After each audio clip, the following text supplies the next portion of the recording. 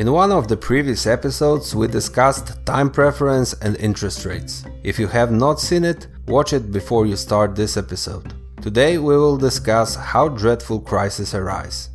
Interest rates play an important role as they coordinate production in time. You could say that the market interest rate is a price just as any other, and that it balances supply and demand all the same.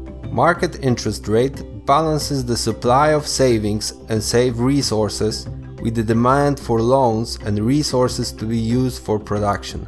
If the market participants raise the market interest rate, then it means that there isn't as much resources available as they previously thought. So now they have to pay a higher price if they want to use them. On the other hand, lowered market interest rate tells us that there is more saved resources available for investment. What is important is that the market interest rate, just as any other market price, merely expresses the existing market supply and demand, not the other way around. This means that the market interest rate only follows the market supply of savings and the demand for loans. When the central bank increases the money supply, it artificially lowers interest rates, but it does not immediately change the amount of saving on the market. There is a lot of new money to lend, but there are no new resources available to be bought for it. The demand for loans increases because they are now cheaper, but the supply of saved resources remains the same as before. After all, people didn't decide to consume less and save more. If they did, the raised supply of savings would lower the market interest rate instead of any such central bank intervention. Thus, the central bank policy tricks entrepreneurs into thinking that there is more resources available for new investments than there really is. In so doing, the central bank disrupts the natural market coordination between consumption, saving and production, leaving the market participants with false information. The entrepreneurs now think that there is enough saved resources to finish their present investments and reap the profits in the future. So there is a mismatch between the resources made available by saving and what producers think is available. Given this false information, the entrepreneurs are investing their money and resources in even longer-term ventures than before, ones that wouldn't be profitable given higher interest rate. These businessmen thus start to hire more people, pay higher wages to acquire better workers, and invest in new capital goods. Everyone is spending more and saving less. You might think, what could be wrong with that? People have jobs, new companies are established, and the economy is doing great because people are spending more.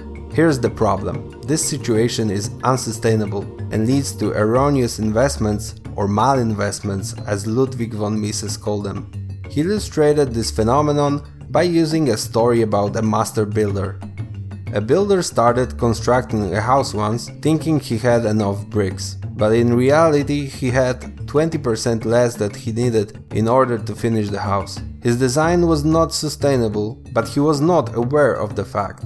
If he knew that he had fewer bricks, he would change his plans and build a smaller house, or would wait to save enough bricks. However, he realized that he did not have enough bricks only after he started to run out of them. The house cannot be completed, and all the work of the builder and his employees was wasted, because now everything must have been demolished and redone.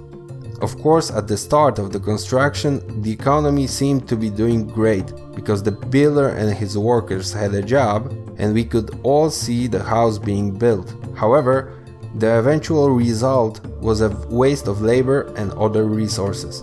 It is important to note that the problem starts early, during the artificial boom, or at the time that the builder had been making plans that were based on false information about the available resources. In the absence of sufficient prior savings, many projects simply cannot be completed, are not sufficiently profitable, or there is no consumer demand for them.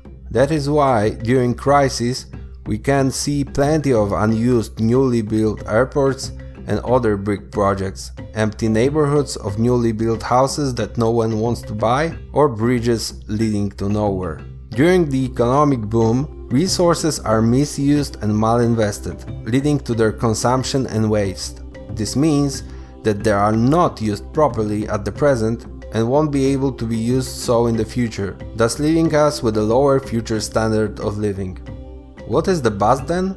The boom cannot last forever, and at some point it has to go bust. The interest rates have to go up eventually. When the time comes, the entrepreneurs will realize that the investments they made are unsustainable. They will start to cut costs, fire people, and otherwise liquidate the investments. Look at it this way. Artificially cheap credit is like a drug for a drug addict. The drug makes the addict feel great for a while, but the feeling doesn't last. The economic downturn after an artificial boom is just like that. It's the way to detoxicate after taking the poison of cheap loans. And of course it is painful and unpleasant, but it's eventually healthy. It's a sign that the market is working to remove the poison of malinvestments, so that it can begin to function normally.